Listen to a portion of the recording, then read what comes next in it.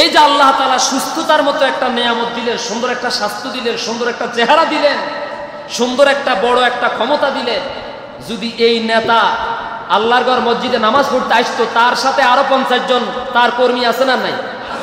কথা বলেন না কেন?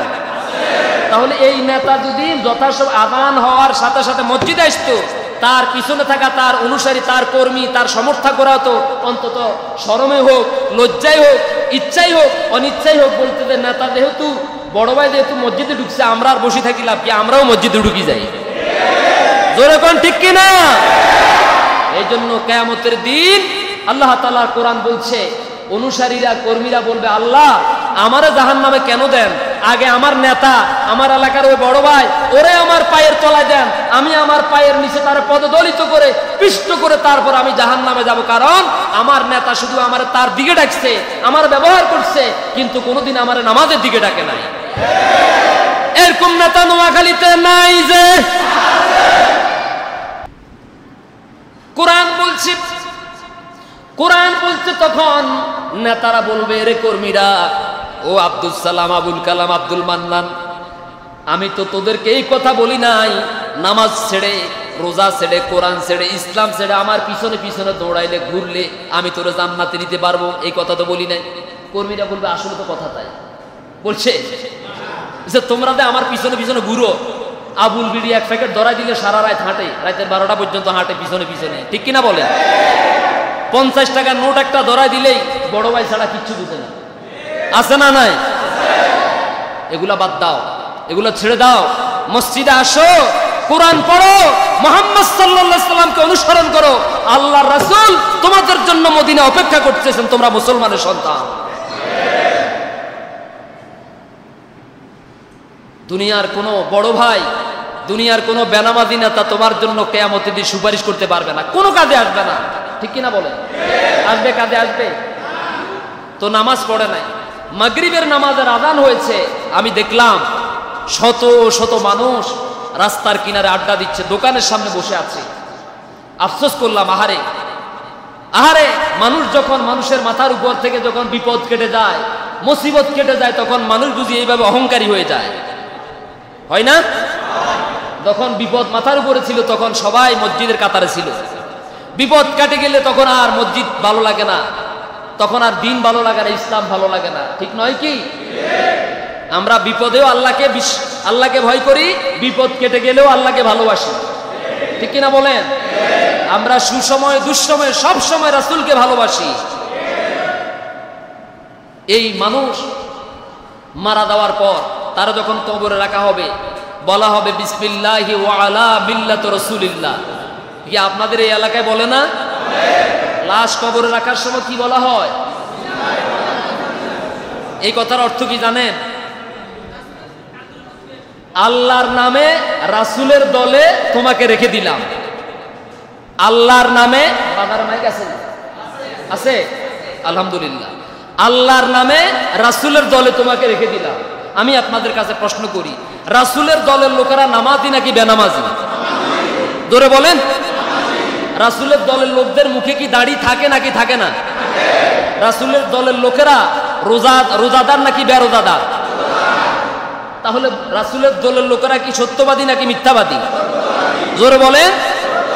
রাসূলের দলের লোকেরা কি বিনয় বিনম্র হয় নাকি অহংকারী হয়? তাহলে যেই লোকগুলো আল্লাহর আহ্বান, আল্লাহ ডাক দিছেন মুয়াজ্জিনের মাধ্যমে, আল্লাহর ঘরের দিকে ডাক দিছেন যে আমার দিকে আসো, এখন এই আযান শোনার পরে আযান মসজিদে না আসা মানে আপনি আল্লাহর সাথে অহংকারী করেছেন। আল্লাহ বলছেন আল্লাহু আকবার মানে আমি মহান, আমি বড়। আপনি মসজিদে আপনি আযান শোনার পরেও মসজিদে না আসা মানে আপনি প্রমাণ করতেছেন যে না আল্লাহ বড় না আমি বড়। জোরে কোন নাউজুবিল্লাহ। আপনি অহংকার করেছেন, আপনি নাফরমানি করেছেন। আজকে সকাল থেকে সন্ধ্যা পর্যন্ত 24 ঘন্টা আপনি আমার আল্লাহর কোটি কোটি নিয়ামত ভোগ করে আমার আল্লাহর সিজদা দেন নাই। আপনার মতো নাফরমান জমিনের নিচে একটা হতে পারে না। সুতরাং আপনি মারা গেলে আপনার লাশ কবর রাখার সময় বিসমিল্লাহি ওয়া আলা মিল্লাতি রাসূলিল্লাহ এই কথা বলাটা সম্পূর্ণ বোকামি, সম্পূর্ণ মিথ্যা কথা।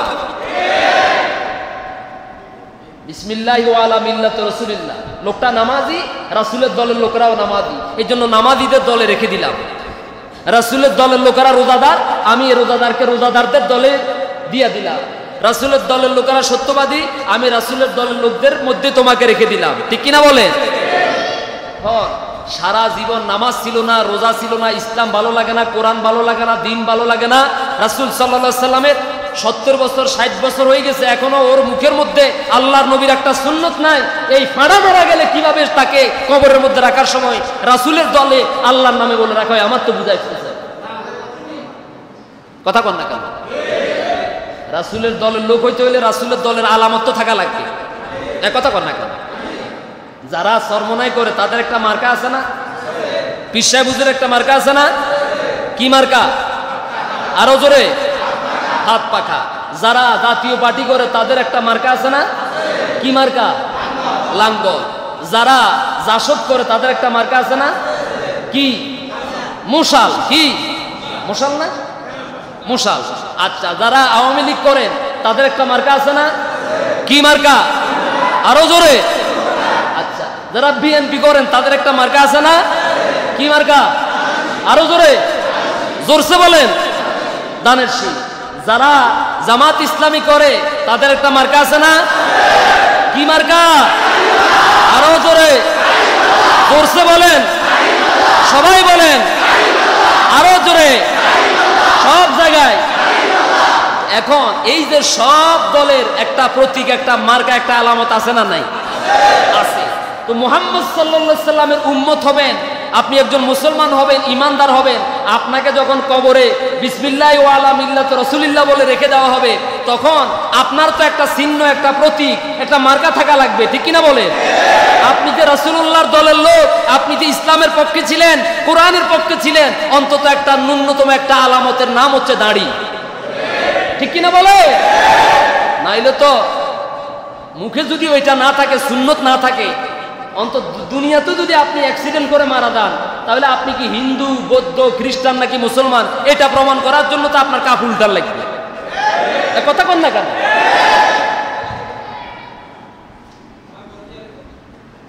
আল্লাহ আমাদেরকে বুঝা তৌফিক দান করুন। আমরা কি মরার পরে রাসূলকে ভালোবাসবো নাকি মরার আগে ভালোবাসবো?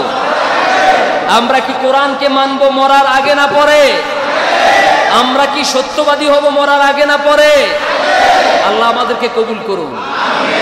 আসুন আমরা যেখান থেকে ফিরে এসেছিলাম সেটা হচ্ছে অরফানা লাকা যিকরক। আমি আপনার সুনাম সুখ্যাতিকে গোটা বিশ্বজগৎময় বিস্তৃত করে দিয়েছি। সুবহানাল্লাহ। কত দূর? আমি আল্লাহর ক্ষমতা যত দূর, আপনার গুণগানও তত দূর। আমি আল্লাহ যেখানে রব, আপনি সেখানে রহমত। সুবহানাল্লাহ কোন। আল্লাহ তাআলা তার রাসূলকে অসংখ্য গুণে গুণান্বিত করেছেন।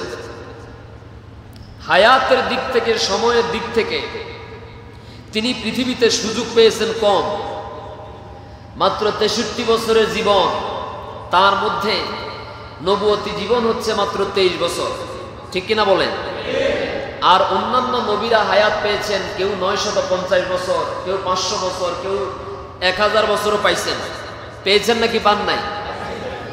তাহলে হায়াতের দিক থেকে অন্যান্য নবী রাসূলরা আমাদের রাসূল থেকে আগানো, কিন্তু আমলের দিক থেকে, মর্যাদার দিক থেকে, শ্রেষ্ঠত্বের দিক থেকে, উঁচু মর্যাদার দিক থেকে সমস্ত নবী রাসূলদের মর্যাদাকে যদি এক পাল্লায় রাখা হয়, আর আমাদের রাসূল সাল্লাল্লাহু আলাইহি সাল্লামের মর্যাদাকে যদি এক পাল্লা রাখা হয়, গোটা দুনিয়ার সমস্ত নবী রাসূলদের মর্যাদার চাইতে আমার আপনার সকলের নবীর মর্যাদা আল্লাহর কাছে আরো কোটি কোটি গুণে মর্যাদা সম্পন্ন। সুবহানাল্লাহ বলেন।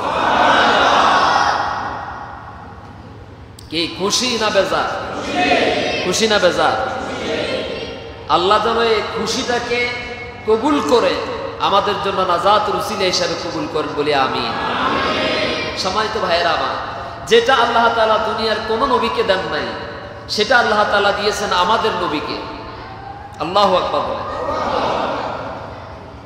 আন আবি হুরায়রা রাদিয়াল্লাহু তাআলা আনহু قال قال رسول الله صلى الله عليه وسلم فضلت على الأنبياء بست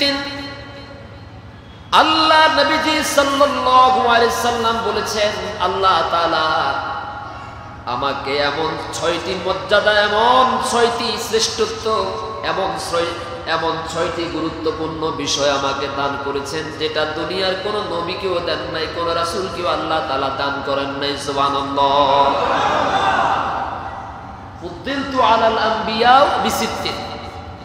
আল্লাহ আমাকে এমন 6টি মর্যাদা দিয়েছেন। কয়টা? এই 6টি মর্যাদা, 6টি সম্মান, শ্রেষ্ঠত্ব আল্লাহ তাআলা শুধুমাত্র কেবলমাত্র আমাকে দিয়েছেন, আর কাউকে দেন নাই। সুবহানাল্লাহ বলেন। তার মধ্যে 1 নম্বরে হলো উতিতু জাওয়ামিআল কালিম। উতিতু জাওয়ামিআল কালিম। আল্লাহ রাব্বুল আলামিন আমাকে স্বল্প কথায় অনেক শব্দ দান, স্বল্প কথায় অনেক ভাবার্থ দান করেছেন।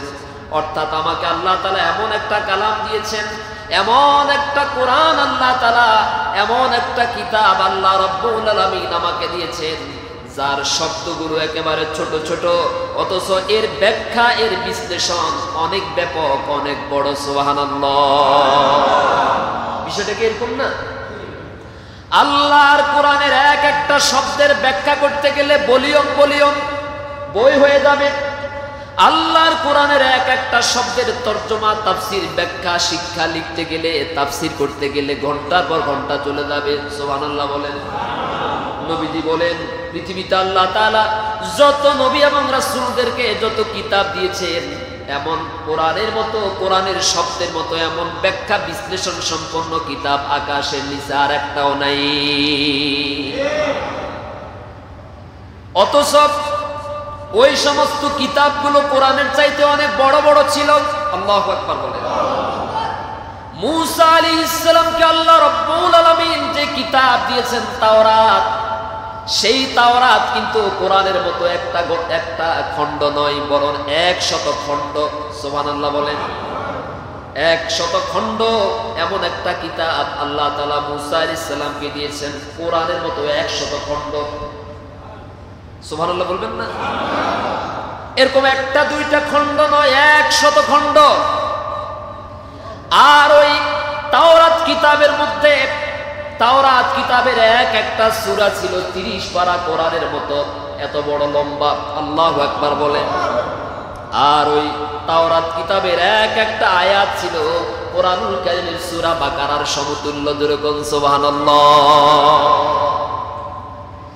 কিতাবের দিক থেকে এগুলা ছিল অনেক বড়, কিন্তু ব্যাখ্যা, বিশ্লেষণ, তর্জমা ছিল কম। কারণ সেগুলো, সেই সমস্ত কিতাবগুলো সীমিত সময়ের জন্য আল্লাহ তাআলা নাযিল করেছেন। সুবহানাল্লাহ বলেন।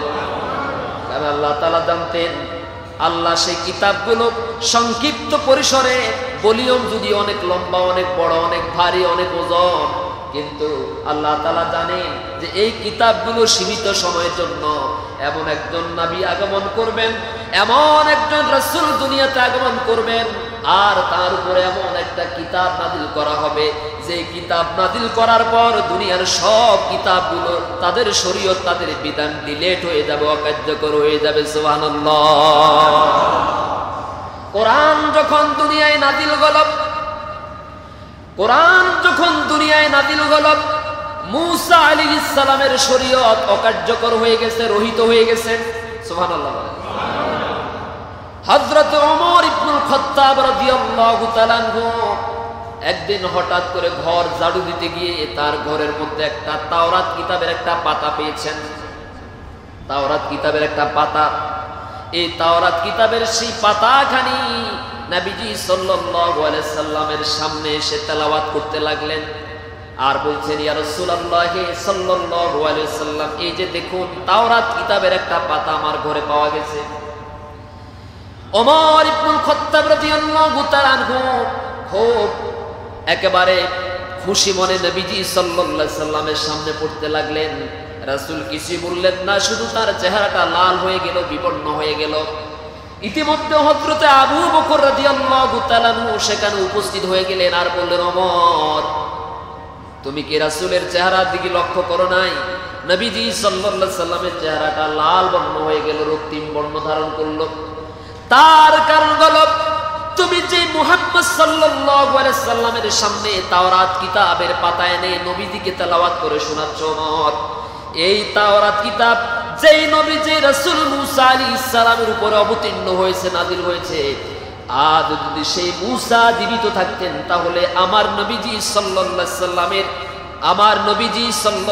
আলাইহি সাল্লাম এবং তার উপরে নাযিলকৃত কোরআনের উপরে ঈমান আনা আবশ্যক হয়ে যেত। কথা কি বোঝা গেছে? হযরত মুসা আলাইহিস সালাম যদি আজও জীবিত থাকতেন, এই মুহূর্তে যদি মুসা আলাইহিস সালাম দুনিয়াতে বেঁচে থাকতেন, তাহলে মুসা আলাইহিস সালামের উপর ওয়াজিব হয়ে যেত, আবশ্যক হয়ে যেত কোরআনের উপরে ঈমান আনা। সুবহানাল্লাহ।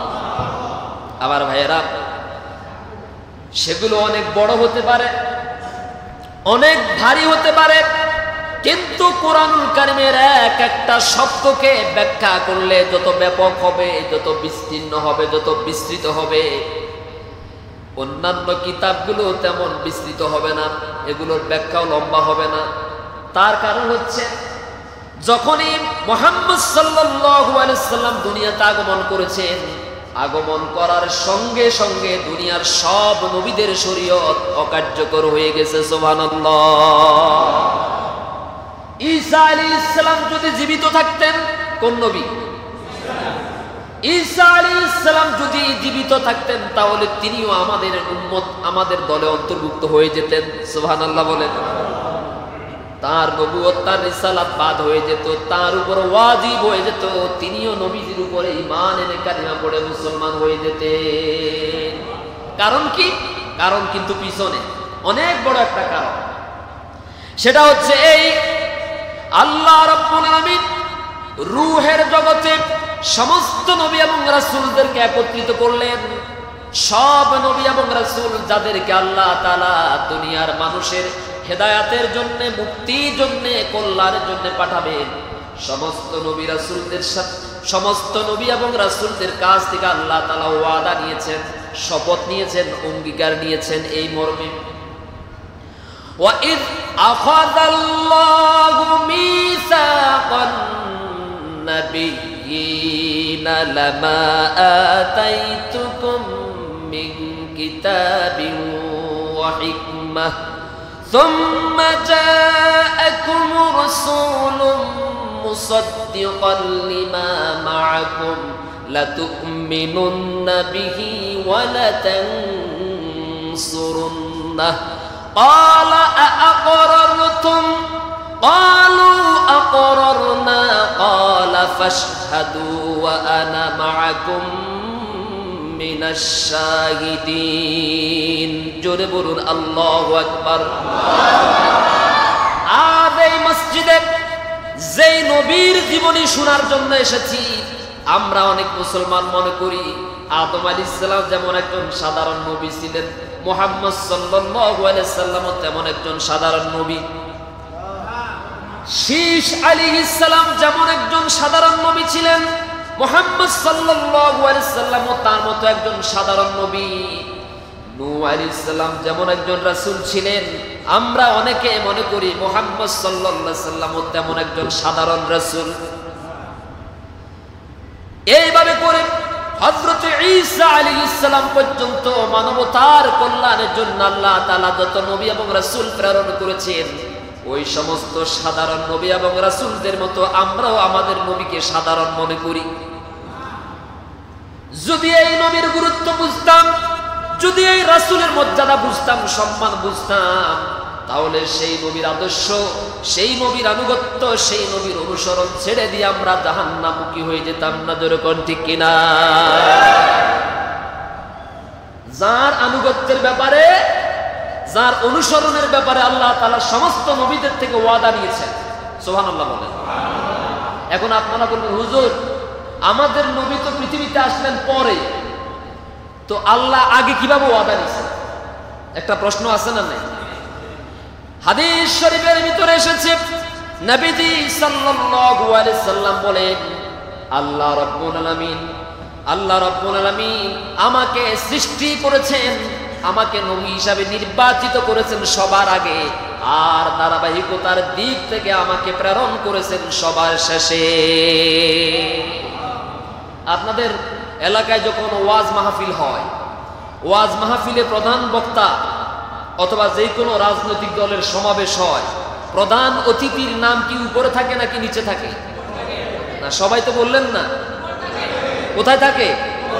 উপরে। আর যখন সমাবেশ অথবা মাহফিল শুরু হয় তখন কি প্রধান বক্তাকে আগে দেওয়া হয় নাকি একেবারে সবার শেষে?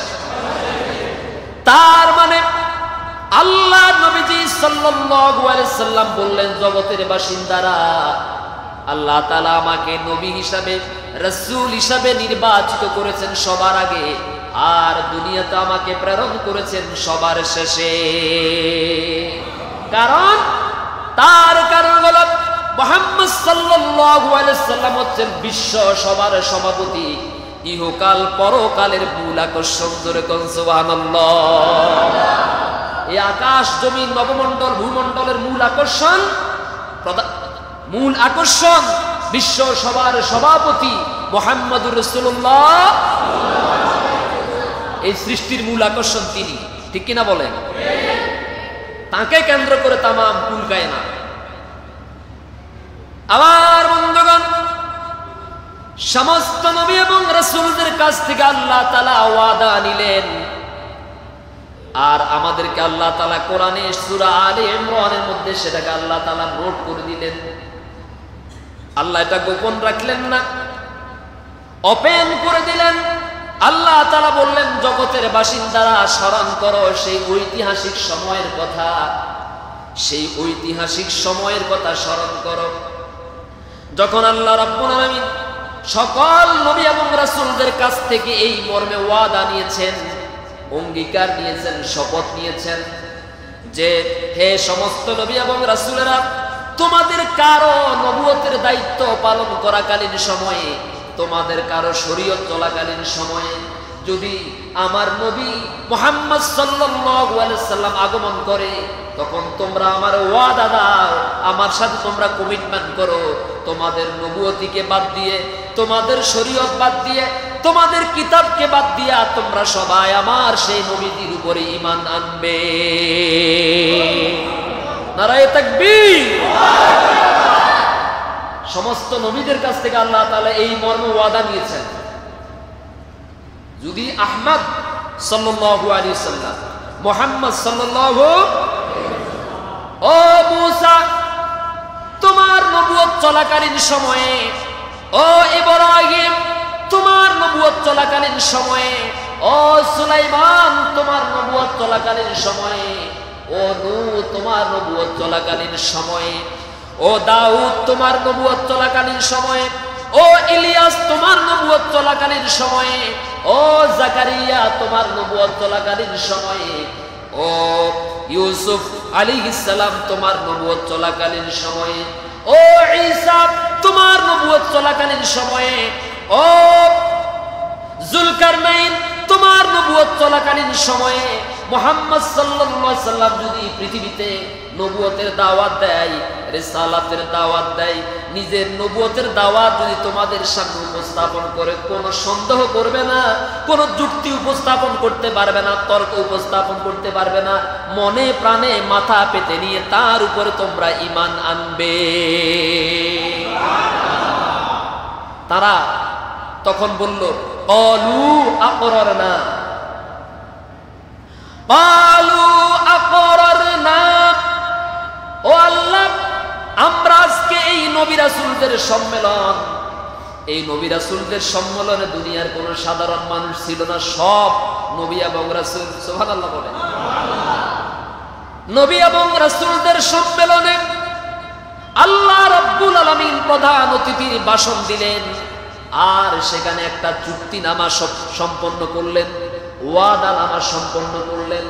এই ওয়াদার মধ্যে, এই ওয়াদা পত্রের মধ্যে, চুক্তিপত্রের মধ্যে সমস্ত নবী রাসূলদের লিস্ট ছিল, তালিকা ছিল।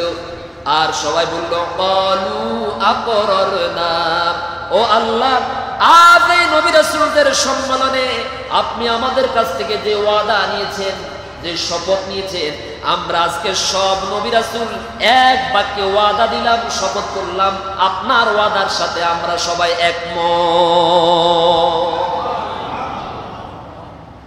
আল্লাহ রাব্বুল আলামিন বললেন, আলা ফাশহাদু, আলা ফাশহাদু, ও নবী রাসূলরা তোমরাও সাক্ষী থেকো, ওয়া আনা মাআকুম, আমি আল্লাহ তোমাদের সাথে এই কথার উপরে সাক্ষী হয়ে গেলাম। সুবহানাল্লাহ বলবেন না? কি কথা, কি মর্যাদা, কি সম্মান! এই নবী রাসূলদের সম্মেলনে কিন্তু নবীজি ছিলেন না। রাসূল সাল্লাল্লাহু আলাইহি সাল্লামের কাছ থেকে কোন নবী রাসূলদের ব্যাপারে ওয়াদা নেওয়া হয় না, বরং সব নবীদের কাছ থেকে নবীজির ব্যাপারে ওয়াদা নেওয়া হয়েছে। সুবহানাল্লাহ। আল্লাহ তাআলা বললেন, আলা ফাশহাদু, শাহিদা ইয়াশহাদু মানে সাক্ষী হয়ে যাওয়া, উপস্থিত হওয়া। আল্লাহ তাআলা বললেন, আলা ফাশহাদু, তোমরাও সাক্ষী থাকো, ওয়া আনা মাআকুম, আমি আল্লাহ তোমাদের সাথে শাহিদিন, সাক্ষী হয়ে গেলাম। অর্থাৎ যদি মুহাম্মদ সাল্লাল্লাহু আলাইহি সাল্লাম জীবনে কখনো তোমাদের জীবদ্দশায় উপস্থিত হয়ে যায়, তাহলে এমনও তো হতে পারে তোমরা তোমাদের নবুয়তের গরমে, তোমরাও তোমাদের রিসালাতের গরমে, তোমরাও তোমাদের শরীয়তের গরমে যেন মুহাম্মদ সাল্লাল্লাহু আলাইহি সাল্লামকে ভুলে না দাও, অস্বীকার না করো। তোমরা যদি সেই দিন ভুলে যাও, তবে আমি আল্লাহ রাব্বুল আলামিন ভুলবো না, কারণ চুক্তিপত্রের মধ্যে সাক্ষীনামা আছে না? না, তোমরাও সাক্ষী, আমিও সাক্ষী। অর্থাৎ কেউ যদি কোন রকম ভুল করো, ভুলে দাও, অস্বীকার করো যে না আমি মুসা, আমার মর্যাদা কি কম নেই, মুহাম্মদ সাল্লাল্লাহু আলাইহি সাল্লাম নবী হয়েছে তো হয়েছে, কি হয়েছে, আমিও তো রাসূল, খবরদার এমন কথা যেন বলতে না পারো। এই জন্য তুমি যেভাবে আজকে এখানে চুক্তিনামার মধ্যে সিগনেচার দিয়েছো, আমি আল্লাহ তোমাদের সবার উপরে সিগনেচার দিয়ে দিলাম, তোমরাও সাক্ষী, আমি আল্লাহও সাক্ষী। সুবহানাল্লাহ। অস্বীকার করতে, এই জন্য ওই দিনের পর থেকে দুনিয়ার বুকে আল্লাহ তাআলা যত নবী এবং রাসূল প্রেরণ করেছেন আর যত কিতাব নাযিল করেছেন, সমস্ত নবী তার উম্মতদেরকে শুধু নিজেদের দাওয়াত দেন নাই, বরং নিজেদের দাওয়াত দেওয়ার সাথে সাথে বলেছেন, আমার পরে যদি এই নামে কোনো নবী, এই নামে যদি কোনো রাসূল আসেন, অবশ্যই তোমরা তার উপরে ঈমান আনবে, তাকে সাহায্য করবে। কি কথা বোঝা যায় না? সমস্ত নবী, সমস্ত রাসূল তাদের উম্মতদেরকে এই ব্যাপারে দাওয়াত দিয়ে গেছেন। শুধু নিজের দাওয়াত দেন না, বরং নিজের দাওয়াত দেওয়ার সাথে সাথে তাওহীদ, রিসালাত, আখিরাতের দাওয়াত দেওয়ার সাথে সাথে সর্বশেষ দাওয়াত, যেই দাওয়াতটুকু দিতেন সেটা হচ্ছে লা ইলাহা ইল্লাল্লাহু মুহাম্মাদুর রাসূলুল্লাহ সাল্লাল্লাহু। আর দুই নম্বরে দুনিয়ার বুকে আল্লাহ তাআলা যত কিতাব নাযিল করেছেন, সব কিতাবের মধ্যে তার আগমনের কথা ছিল, বার্তা ছিল। সুবহানাল্লাহ বলেন। দুনিয়ার বুকে এমন কোন কিতাব ছিল না আল্লাহর পক্ষ থেকে নাযিল হয় নাই যে কিতাবের পাতায় পাতায় আমার নবীজির কথা ছিল না। জোরে কোন সুবহানাল্লাহ। এমন একজন নবীর উম্মত হতে পেরে আপনারা খুশি না বেজার? এই খুশি শুধুমাত্র ভাঁজ করে বালিশের নিচে রাখবেন নাকি এটাকে কাজে লাগাবেন? জোরে বলেন। বালিশের নিচে ভাঁজ করে রাখবেন। আল্লাহ একটা মর্যাদা দিচ্ছেন, এই মর্যাদা পাওয়ার পর লম্বা একটা গুণ দিবেন, কেমন না? বরং আল্লাহ আমাদেরকে যে শ্রেষ্ঠত্ব দিয়েছেন, যে মর্যাদা দিয়েছেন, মুহাম্মদ সাল্লাল্লাহু আলাইহি ওয়াসাল্লামের উম্মতের কারণে, ঠিক কিনা বলেন? উম্মত হওয়ার কারণে। সুতরাং আমরা যেন এই সম্মানকে টিকিয়ে রাখার জন্য, কল্লা চলে যাবে কিন্তু এই সম্মানকে কখনো বিসর্জন করতে দেব না ইনশাআল্লাহ। এই জমিনের প্রতি ইঞ্চি মাটির বুকে মুহাম্মদ সাল্লাল্লাহু আলাইহি ওয়াসাল্লামের আদর্শ প্রতিষ্ঠা করার জন্য আমরা সংগ্রাম করব, যেভাবে সংগ্রাম করে গেছেন আমাদের কলিজার টুকরা নবীও, ঠিক কিনা বলেন? আল্লাহ আমাদেরকে বুঝার আর মানার তৌফিক দান করুন। আমিন। তার শ্রেষ্ঠত্ব, তার মর্যাদা। আমার বন্ধুগণ, তাহলে এক নম্বরে নবীজি বলেন উতিতু জাওয়ামিআল কালিম, আল্লাহ তাআলা আমাকে স্বল্প শব্দে ব্যাপক অর্থবোধক কালাম দান করেছেন।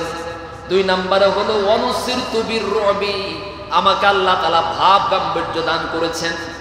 দুনিয়ার কোন শাসক আমার দাওয়াত পাওয়ার পরে, আমার নাম শোনার পরে তার কলিজার মধ্যে কম্পন সৃষ্টি হয়ে যাবে, কাঁপন ধরে যাবে। আল্লাহু আকবার বলেন। রোম, পারস্য, উত্তর থেকে দক্ষিণ, পূর্ব থেকে পশ্চিম প্রান্ত পর্যন্ত দুনিয়ার যত বড় বড় শাসক আছে, যত বড় বড় সম্রাট রাজা বাদশারা আছে, যদিও হয়তো হিংসা করে বিদ্বেষ করে আমার উপরে ঈমান না আনবে, ঈমান না আনলেও অন্তত আমার নাম শোনার সঙ্গে সঙ্গে তাদের সিংহাসনের মধ্যে কম্পন সৃষ্টি হয়ে যাবে। সুবহানাল্লাহ, আল্লাহু আকবার। অনেক সময় অনেকেই যেই কোনো কারণে দেখা যাচ্ছে যে একজন ব্যক্তির সমালোচনা করে, তারা গালিও দেয়, কিন্তু যখন সে সামনে আসে তখন কিন্তু একেবারে সোজা হয়ে যায়, ঠিক কিনা বলেন? পিছনে অনেক বকাঝকা করে, কিন্তু যখন তার নাম কোথাও উচ্চারিত হয় তখন কলিজার মধ্যে একটা কম্পন সৃষ্টি হয়ে যায়, ঠিক কিনা বলেন? এটা হচ্ছে আল্লাহ প্রদত্ত একটা নিয়ামত। এই যে ভয় পাওয়া, আপনাকে মানুষ ভয় পায়, ভয় মানে এই ভয় না যে আপনি ধরে ঠ্যাং ভাঙ্গা দিবেন, এইটা না। এই ভয় হচ্ছে যেই মানুষটা আল্লাহকে ভয় করে গোটা পৃথিবীর মানুষ তাকে ভয় করবে। যে মানুষ রাতের অন্ধকারে তাহাজ্জুদের নামাজে তার অশ্রু ঝরায়, যার চোখ থেকে আল্লাহর ভয়ে পানি পড়ে, সেই ব্যক্তির নাম শুনলে জগতের মানুষের কলিজার মধ্যে কম্পন ধরে যাবে। কারণ আপনি আমি যদি আল্লাহকে ভয় করি, আমাকে আপনাকে জগতের সবাই ভয় করবে, ঠিক কিনা বলেন? এটা আল্লাহর ওয়াদা। 3 নম্বর হচ্ছে ওয়া উহিল্লাত লিয়াল গনায়েম, আল্লাহ রাব্বুল আলামিন এই পৃথিবীর কোন নবী কোন রাসূলের জন্য গনিমতের মাল হালাল করেন নাই। সুবহানাল্লাহ বলেন। পৃথিবীর কোন নবী কোন রাসূল যখন যুদ্ধ করতেন, জিহাদে যেতেন, আর কাফেরদের পক্ষ থেকে প্রাপ্ত যে সম্পদ, যে মাল, এটা কোন নবীর উম্মতের জন্য কোন রাসূলের জন্য বৈধ ছিল না খাওয়া। আল্লাহর নবীজি বলেন কেবলমাত্র শুধুমাত্র আমার উম্মতের জন্য আর আমার জন্য আল্লাহ তাআলা গনিমতের মালকে হালাল করে দিয়েছেন। সুবহানাল্লাহ। 4 নম্বরে ওয়াজুইলাত লিয়াল আরদি তাহুরা ওয়া মাসজিদা, ওয়াজুইলাত লিয়াল আরদি তাহুরা ওয়া মাসজিদা, ওয়াজুইলাত লিয়াল আরদি তাহুরা ওয়া মাসজিদা।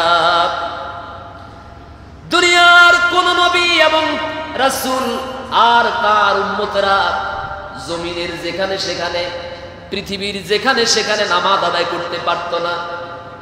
তাদের জন্য আল্লাহ তাআলা গোটা পৃথিবীর জমিনটাকে সিজদার জন্য পবিত্র করে দেন নাই। শুধুমাত্র কেবলমাত্র আমার সম্মানে, আমার উম্মতের জন্য, আমার জন্য আল্লাহ তাআলা গোটা পৃথিবীর মাটি, গোটা পৃথিবীর জমিনকে আল্লাহ তাআলা সিজদার জন্য, নামাজের জন্য পবিত্র করে দিয়েছেন। সুবহানাল্লাহ। নারায়ে তাকবীর, নারায়ে তাকবীর। মনোযোগ আছে তো এইদিকে? আমি তো খেয়াল করছি নাই। মানুষ যখন সহজে কোনো বিষয় পায়, কোনো জিনিস পায়, তখন সেই জিনিসের মূল্যায়ন করে না যথাযথভাবে, ঠিক কিনা বলেন? এখন এই যে কথা যেগুলো বলছি, এগুলা বলার জন্য যদি ঢাকা থেকে একজনকে আনতেন, আগে 30,000 টাকা পেমেন্ট করে দেওয়া লাগতো যেদিন দাওয়াত দিতেন। এরপরে যেদিন আসবে সেদিন সকালবেলা বাকি টাকা পেমেন্ট করার পরে উনি তারপরে গাড়িতে উঠতো, হুজুর তার সাক্ষী। কি ঠিক আছে না হুজুর? তখন মানুষ মনে করে যেহেতু 80,000 টাকা 70,000 টাকা কন্ট্রাক্ট করে এসেছে, নিশ্চয়ই ভিতরে কিছু আছে, ঠিক কিনা বলে? আর তখন মানুষ চতুর্দিক থেকে পঙ্গপালের মতো ছুটে আসে।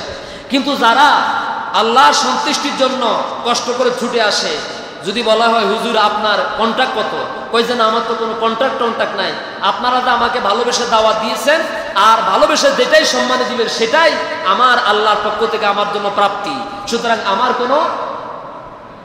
তো যখন কন্ট্রাক্ট করে না তখন এলাকার মানুষ আর কমিটি চিন্তা করে বোধ হয় হুজুরের ভিতরে কিছু মাল টাল কিছু নাই, নাইলে দাওয়াত দেওয়ার সাথে সাথে উনি গ্রহণ করলো কিভাবে, ঠিক কিনা বলেন? এই জন্য একটু মনোযোগ সহকারে নির্দিষ্ট সময়ের ভিতরে আমরা কথাগুলো শেষ করবো ইনশাআল্লাহ। কারণ সমুদ্রের কেউ এই কিনার থেকে কেউ ওই কিনার থেকে, যিনি নদীর যিনি এই সমুদ্রের বিভিন্ন কিনার থেকে যতটুকু অর্জন করতে পেরেছেন ঠিক ততটুকু তিনি বলার চেষ্টা করেন। আসলেই মুহাম্মদ সাল্লাল্লাহু আলাইহি সাল্লামের জীবনী আলোচনা শেষ করে কখনো শেষ করা সম্ভব নয়। আমার ভাইয়েরা, তাহলে 4 নম্বরে যেটা বলছিলাম সেটা হলো ওয়াজুইলাত লিয়াল আরদি তাহুরান ওয়া মাসজিদা। আল্লাহর নবীজি বলেন গোটা পৃথিবীর জমিনকে আল্লাহ তাআলা আমার জন্য আর আমার উম্মতের জন্য পবিত্র করে দিয়েছে। আমার উম্মত ইচ্ছা করলে গাড়িতেও নামাজ পড়তে পারে, আমার উম্মত ইচ্ছে করলে বাড়িতেও নামাজ আদায় করতে পারে, আমার উম্মত ইচ্ছে করলে জমিনের আইলেও নামাজ পড়তে পারে, আমার উম্মত ইচ্ছে করলে খেলার মাঠেও নামাজ আদায় করতে পারে, আমার উম্মত ইচ্ছে করলে মসজিদেও নামাজ আদায় করতে পারে। পারে কি পারে না? আমার দেশের কৃষক সকালবেলা লাঙ্গল নিয়ে যখন মাঠে বেরিয়ে যায়, এখন তো মসজিদে মাইক হয়েছে, আযান শোনা যায়। আজ থেকে 30, 40, 50 বছর আগের কথা যারা মনে করেছেন, জোহরের নামাজের যখন ওয়াক্ত হয়ে যায়, দুনিয়ার কোনো বিশ্ববিদ্যালয় অথবা মাদ্রাসায় পড়েন নাই, মূর্খ মানুষ, রাখাল মানুষ, কৃষক মানুষ আকাশের দিকে তাকাইলে বুঝতে পারতেন সূর্যের অবস্থান এখন কোথায়। সূর্যের দিকে তাকিয়ে আল্লাহর বান্দা বুঝতে পারতেন যে এখন জোহরের নামাজের ওয়াক্ত হয়ে গেছে। তখন তায়াম্মুম করে অথবা কাদাযুক্ত পানি দিয়ে ওযু করে জমিনের আইলের মধ্যে গামছা বিছাইয়া দিয়া আল্লাহর সিজদা দিতে, ঠিক কিনা বলে? আল্লাহ নবীজি সাল্লাল্লাহু আলাইহি সাল্লাম বলেন এই পবিত্র আল্লাহ নবীজি সাল্লাল্লাহু আলাইহি সাল্লাম বলেন এই সম্মান, এই মর্যাদা আমি ছাড়া আর কোন নবীকে দেওয়া হয় নাই। আপনারা খুশি না বেজার? 5 নম্বরে নবীজি সাল্লাল্লাহু আলাইহি সাল্লাম বলেন ওয়া উরসিলতু ইলাল খালকি কাফা, ওয়া উরসিলতু ইলাল খালকি কাফা, ওয়া উরসিলতু ইলাল খালকি কাফা। দুনিয়ার সব নবী এবং রাসূলদেরকে আল্লাহ তাআলা প্রেরণ করেছেন অঞ্চল ভিত্তিক হিসাবে, গোত্র ভিত্তিক হিসাবে, এলাকা ভিত্তিক হিসাবে, রাষ্ট্র ভিত্তিক হিসাবে। কিন্তু আমি মুহাম্মদ সাল্লাল্লাহু আলাইহি সাল্লামকে আল্লাহ তাআলা শুধুমাত্র দুনিয়ার কোন গোত্র, দুনিয়ার কোন বংশ, দুনিয়ার কোন দেশ, দুনিয়ার কোন জনপদের বাসিন্দাদের কাছে নির্দিষ্ট নবী রাসূল করে নির্দিষ্ট সময়ের জন্য পাঠান নাই, বরং আল্লাহ তাআলা আমাকে গোটা জগতের মানুষের জন্য রাসূল করে প্রেরণ করেছেন। সুবহানাল্লাহ। পৃথিবীর সব নবী রাসূলদের নবুয়তের রিসালাতের একটা নির্দিষ্ট সময় ছিল, ছিল কি ছিল না? এক নবী আগমন করলে আরেক নবীর শরীয়ত শেষ, এক রাসূল আগমন করলে আরেক রাসূলের শরীয়ত শেষ। সুবহানাল্লাহ বলেন। কিন্তু মুহাম্মদ সাল্লাল্লাহু আলাইহি সাল্লামের শরীয়ত এটা কিয়ামত পর্যন্ত শেষ হওয়ার সম্ভাবনা নাই। জোরে কোন সুবহানাল্লাহ। সব রাসূলদেরকে আল্লাহ তাআলা গোত্র ভিত্তিক পাঠিয়েছেন, বংশ ভিত্তিক, এলাকা ভিত্তিক পাঠিয়েছেন।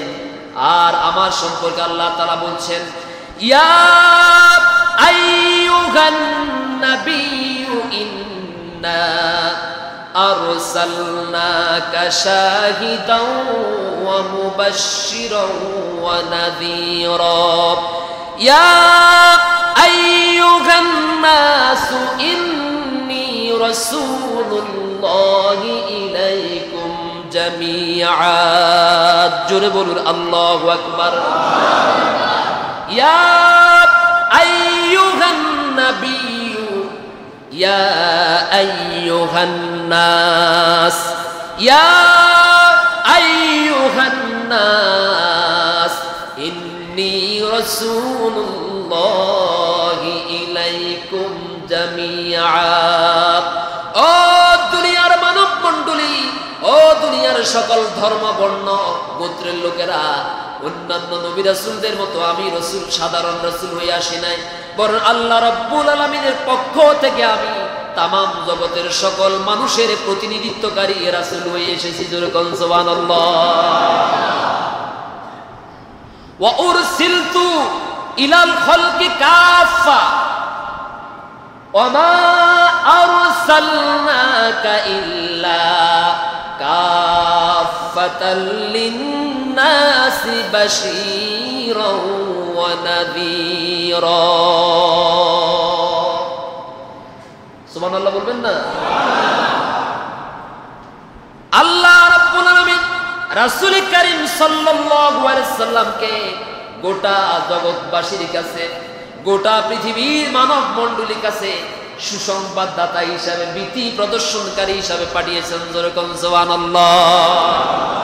আবার বলছেন আল্লাহ রাব্বুল আলামিন শুধু আমাকে রাসূল করে পাঠান নাই, বরং গোটা পৃথিবীর মানব জাতির জন্য, গোটা পৃথিবীর প্রাণী জগতের জন্য, तमाम কুল কায়নাতের জন্য আল্লাহ তাআলা আমাকে রহমত করে পাঠিয়েছেন। যেরকম সুবহানাল্লাহ।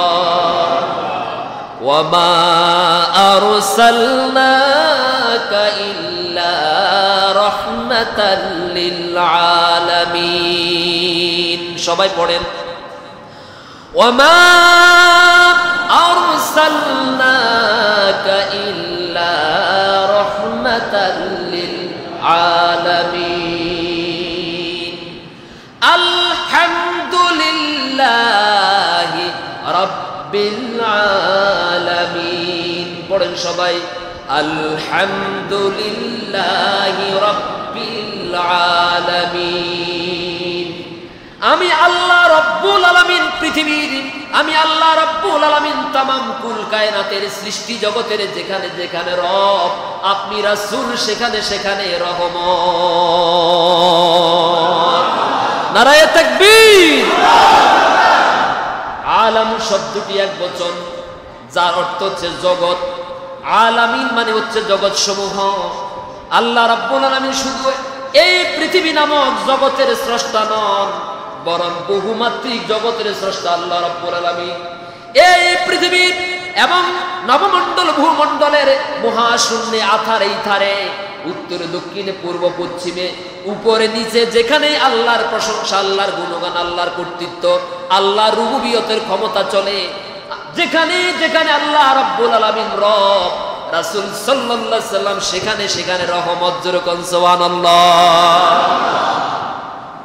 খুশি না বেজার? আরো জোরে বলেন ওয়ারাফা'না লাকা যিকরাক। আমি আল্লাহ তাআলা আপনার সুনাম, সুখ্যাতি, আপনার সম্মানকে, আপনার নামকে বিস্তৃত করে দিয়েছে গোটা বিশ্ব জগৎ সমূহে। সুবহানাল্লাহ। দিছেন কি দেন নাই? কিভাবে দিলেন? ওই যে আলহামদুলিল্লাহ, আমার প্রশংসা করে গোটা জগতের, গোটা কুল কায়নাতের নবমণ্ডল ভূমণ্ডলের সবাই প্রশংসা করে আমি আল্লাহর, আর আমি আল্লাহ প্রশংসা করি আপনার। সুবহানাল্লাহ। সবাই প্রশংসা করে কার? আর সে আল্লাহ প্রশংসা করে মুহাম্মদ সাল্লাল্লাহু আলাইহি সাল্লামের। সুবহানাল্লাহ। এবার কুরআনুল কারীমে অসংখ্য আয়াত আছে। আপনারা বলেন যে পৃথিবীর যত নবী, কোরআনে বর্ণিত 25 জন নবী রাসূলের কথা আছে, আছে না নাই? মুহাম্মদ সাল্লাল্লাহু আলাইহি সাল্লামের প্রশংসা আল্লাহ যেভাবে করলেন, অন্য কোন নবী রাসূলের ব্যাপারে কি এরকম প্রশংসা করছেন? ওমা আরসালনাকা ইল্লা রাহমাতাল লিল আলামিন ইল্লা কাফাতাল লিন-নাস বাশীরা ওয়া নাযীরা, এরকম কোন কথা আছে না। কারণ সমস্ত নবী রাসূলদের নবুয়তের সময় ছিল নির্দিষ্ট সময়ের জন্য, নির্দিষ্ট এলাকার জন্য, নির্দিষ্ট গোত্রের জন্য। ঠিক কিনা বলেন? আর মুহাম্মদ সাল্লাল্লাহু আলাইহি সাল্লামের নবুয়তের সীমানা, রিসালাতের সীমানা, তার মর্যাদা, তার সম্মান কোন এলাকার জন্য সীমিত, কোন নির্দিষ্ট সময়ের জন্য সীমিত। তিনি শুধু দুনিয়ার নবী নাকি আখিরাতের নবী? তিনি কি শুধু নবী নাকি নবীদের নবী?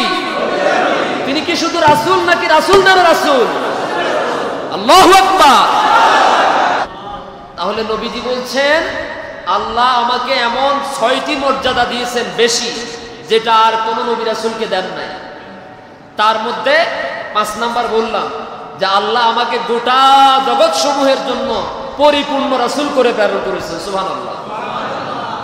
আর সর্বশেষ অখুতিমা বিয়ান নাবিয়্যুন, আমাকে আল্লাহ তাআলা সর্বশেষ নবী করে দুনিয়াতে পাঠিয়েছেন। সুবহানাল্লাহ। আমার পরে লা নাবিয়্যা বা'দি ওয়ালা রাসূলা, আমার পরে কোন নবীও আসবে না, কোন রাসূলও। এটা হচ্ছে আমার আরেক শ্রেষ্ঠ মর্যাদা। সুবহানাল্লাহ বলেন। আল্লাহ তাআলা আমার মাধ্যমে নবুয়ত আর রিসালাতের যেই ধারাবাহিকতা, এটাকে আল্লাহ তাআলা খতম করে দিয়েছেন। সুবহানাল্লাহ বলেন। এই ছেলেরা, এই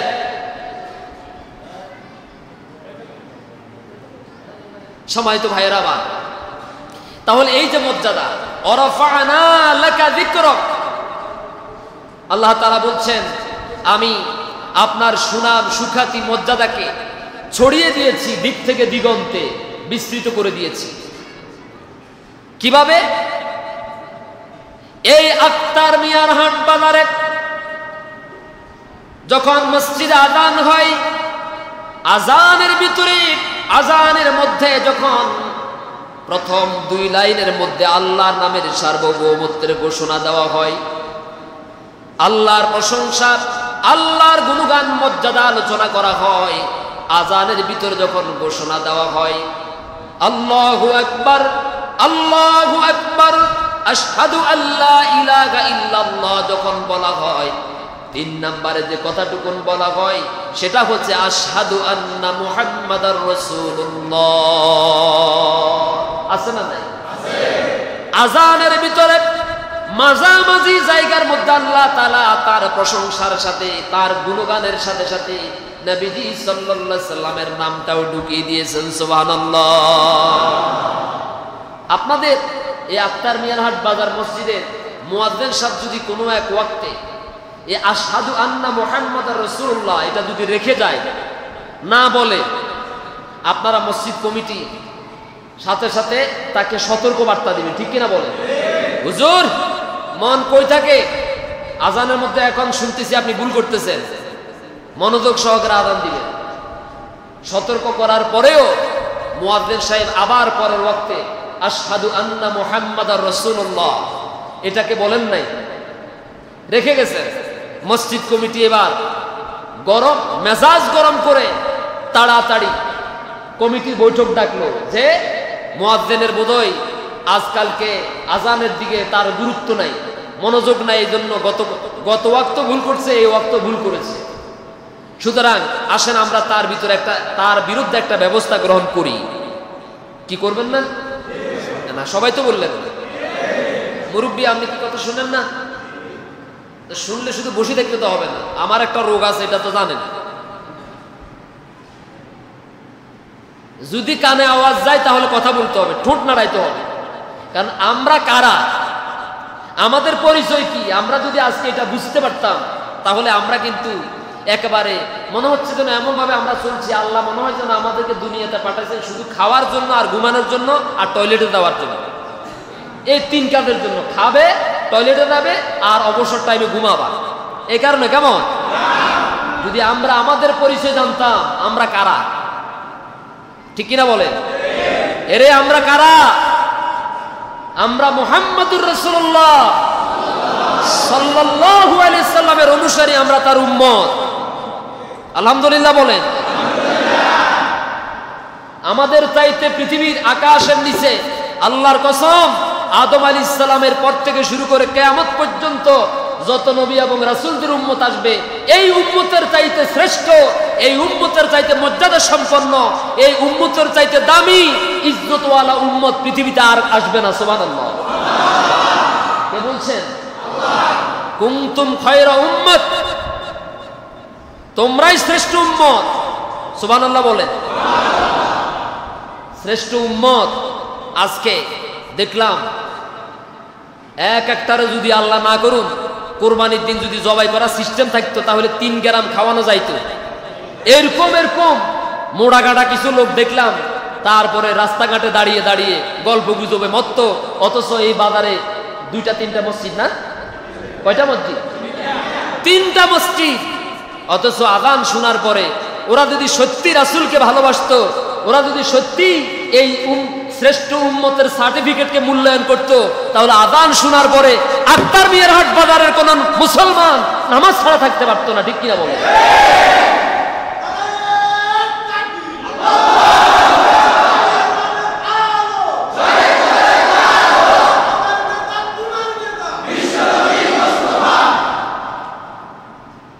মারা যাওয়ার পরে এশারের সময় মারা গেল, নামাজ তো পড়ে নাই। আগামীকাল সকালবেলা আক্তার মিয়ানহাট বাজারের মসজিদের সামনে তার জানাজা হবে। অনেক বড় নেতা। কত বড় নেতা বলেন? জোরে বলেন। অনেক বড় নেতা। কিন্তু যখন 2-3 বার টয়লেটে আসা যাওয়া করে আর শোয়া থেকে উঠতে পারে না। এত শক্তি, এত ক্ষমতা, এত পাওয়ার। পিঠের মধ্যে যদি মাছি বসে, মাছি পর্যন্ত তাড়াইতে পারে না। ঠিক কিনা বলেন? এত বড় পাওয়ার, এত বড় ক্ষমতা। যখন মারা যায় তখন দেখা যাচ্ছে যে ওই একই মসজিদের সামনে, যে মসজিদ থেকে তার নামাজের জন্য ডাকা হয়েছে, ঠিক কিনা বলেন, অথচ সে মসজিদে আসে নাই, মসজিদ চিনে নাই। কিন্তু সে মসজিদে না আসলেও কি হবে, মসজিদের খাটিয়া কিন্তু ঠিকমতো যথাসময় তার বাড়িতে পৌঁছে যাবে। আপনি মসজিদে না আসলে কি হবে, মসজিদের খাট কিন্তু যথাসময়ে আপনার ঘরের সামনে পৌঁছে যাবে। এটা মনে রাখবেন। আপনারা আজকে জবাই করলে, কাটলে 3-4 গ্রাম খাওয়ানো যাবে। এত শক্তি, এত গোস্ত আপনার গায়ের মধ্যে আল্লাহ আপনারা দিছে। যদি আমার অন্তত ওখান থেকে 2 কেজি দিত, তাহলে আমার কতটুকু উপকার হতো বিশ্বাস করে। মানে কোথাও কোনো মাহফিলে গেলে ওই যদি বলে যে আজকে আমাদের মাহফিলের প্রধান মেহমান, বিশ্বাস করেন কেউ পছন্দ করেন, এটা বুঝি প্রধান মেহমান। প্রধান মেহমান হবে একটু গায়ের মধ্যে 3-4 মণ গোস্ত থাকবে, চেহারাটা অনেক সুন্দর হবে, কি বলেন? তারপরে আশেপাশে ডাইনে বামে 10-12 জন থাকবে। এই কি হুজুর প্রধান মেহমান দাওয়াত করলো, গায়ের মধ্যে মাপ দিলে তো 50 কেজি হইতো না। এখন এই যে আল্লাহ তাআলা সুস্থতার মতো একটা নিয়ামত দিলেন, সুন্দর একটা স্বাস্থ্য দিলেন, সুন্দর একটা চেহারা দিলেন, সুন্দর একটা বড় একটা ক্ষমতা দিলেন। যদি এই নেতা আল্লাহর ঘর মসজিদে নামাজ পড়তে আসতো, তার সাথে আরো 50 জন তার কর্মী আছে না নাই? কথা বলেন না কেন?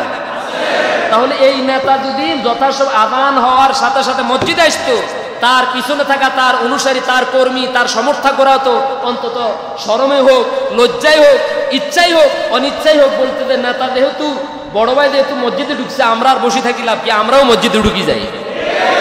জোরে কোন ঠিক কিনা? এই জন্য কিয়ামতের দিন আল্লাহ তাআলা কোরআন বলছে, অনুসারীরা, কর্মীরা বলবে, আল্লাহ আমারে জাহান্নামে কেন দেন? আগে আমার নেতা, আমার এলাকার ওই বড় ভাই, ওরে আমার পায়ের তলায় দেন, আমি আমার পায়ের নিচে তার পদদলিত করে, পিষ্ট করে তারপর আমি জাহান্নামে যাব। কারণ আমার নেতা শুধু আমার তার দিকে ডাকছে, আমার ব্যবহার করছে, কিন্তু কোনোদিন আমার নামাজের দিকে ডাকে নাই। এরকম নেতা নোয়াখালীতে নাই যে? আমার বন্ধুগণ, গোটা পৃথিবীর উত্তর থেকে দক্ষিণ, পূর্ব থেকে পশ্চিম প্রান্ত পর্যন্ত এমন একটা মুহূর্ত বাদ যায় না যখন দুনিয়ার কোথাও না কোথাও আযান হয়। আল্লাহু আকবার বলেন। চট্টগ্রামে যখন আযান হয় 4:45, ঢাকাতে তখন আযান হয় 5টায়, এরপর নোয়াখালীতে হয় তার 10 মিনিট অথবা 5 মিনিট আগে, ঠিক কিনা বলেন?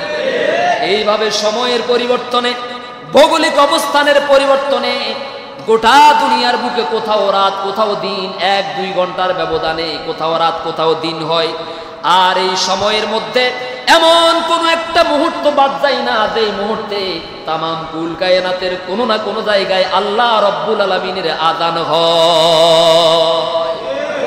এমন একটা মুহূর্ত বাদ যায় না, প্রতিটা মুহূর্তে কোথাও না কোথাও আল্লাহর নামের আযান। তো আমি আল্লাহর আযান হওয়া মানে তো আযানের ভিতরে তো আপনি আছেন। সুবহানাল্লাহ বলুন। আযানের ভিতরে কি শুধু আল্লাহর প্রশংসা হয় নাকি রাসূলের প্রশংসাও আছে? দেখেন আল্লাহ আমাদের রাসূলকে কত মর্যাদা দিয়েছেন। আল্লাহু আকবার। এরপরে যখন একামত হয়, একামতের মধ্যে তো আশহাদু আন্না মুহাম্মাদুর রাসূলুল্লাহ নাই, আছে না নাই? ও যেটা বলতে চাইছিলাম, 2 ওয়াক্ত নামাজের মধ্যে যদি আযানের মধ্যে মুয়াজ্জিন যদি ভুল করে, হয়তো মুয়াজ্জিনকে দয়া করে, মায়া করে, সতর্কতা জারি করে রেখে দিবে।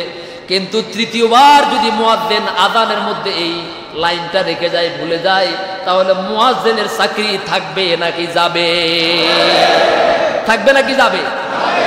কারণ বলবে এই মুয়াজ্জিনের মনোযোগ আযানের দিকে নাই, ডাইরেক্ট আযান থেকে আমার রাসূলকে বাদ দিয়া লাগছে।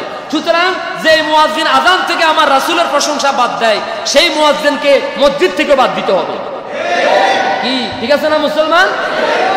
এবার আজান শেষ, একামত হবে 15 মিনিট পরে, আধা ঘন্টা পরে একামত হবে। একামত যখন হয়, একামতের মধ্যে রাসূল সাল্লাল্লাহু আলাইহি সাল্লামের নাম আছে না নাই? আশহাদু আন্না মুহাম্মাদার রাসূলুল্লাহ আছে না? একামত হয়ে গেল। এবার যখন নামাজে দাঁড়াবেন, নামাজ যখন আদায় করবেন, নামাজের ভিতরে রাসূলের কথা আছে না নাই? আত্তাহিয়াতু লিল্লাহি ওয়াস সালাওয়াতু ওয়াত তাইয়্যিবাত আসসালামু আলাইকা আইয়ুহান নাবিয়্যু আছে না নাই? আসসালামু আলাইকা আইয়ুহান, সালাম আছে না নাই? তাহলে আজানের ভিতরে আমি আল্লাহ আপনাকে দিয়েছি, একামতের মধ্যে আমি আল্লাহ আপনাকে দিয়েছি। আর আজকে যদি কোনো অমুসলিম এই মুহূর্তে তার ধর্ম পরিত্যাগ করে মুসলমান হয়, মুসলমান হওয়ার জন্য যে কালিমা তাকে পড়তে হয়, সেই কালিমার ভিতরে রাসূলের কথা আছে না না? লা ইলাহা ইল্লাল্লাহু মুহাম্মাদুর রাসূলুল্লাহ আছে না নাই? কালিমায় আছে আপনার নাম, আজানেও আছে আপনার নাম, নামাজে আপনাকে সালাম, আপনি যে নূরে মুজাসসাম সাল্লাল্লাহু আলা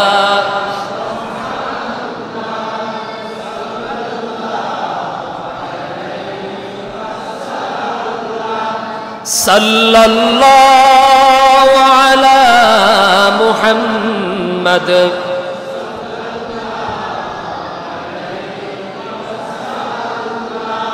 আরবের হেরার গুহাতে কান্দিতেন নবীজি সিজদাতে, পাঠাতেন আল্লাহ জিবরাইল, করিতেন কুরআন নাজিল সাল্লাল্লাহু আলা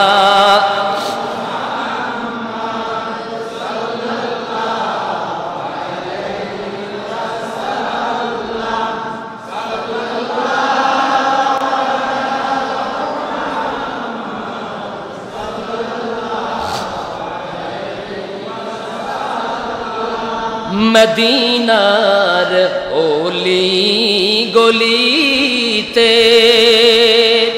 চাই যেমন ছুটিয়া যাইতে, যেতে মন চাই না? মদিনার ওলি গলিতে, চাই যেমন ছুটিয়া যাইতে, রওজায়ে আতহার দেখিতে, নবী আপনাকে সালাম দিতে সাল্লাল্লাহু আলা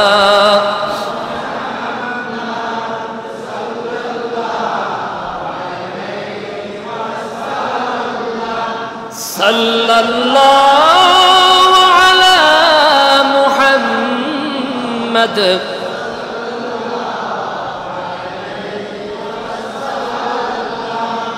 সাল্লাল্লাহু আলাইহি ওয়াসাল্লাম। তাহলে কালিমার মধ্যে আছে না নাই? আছে।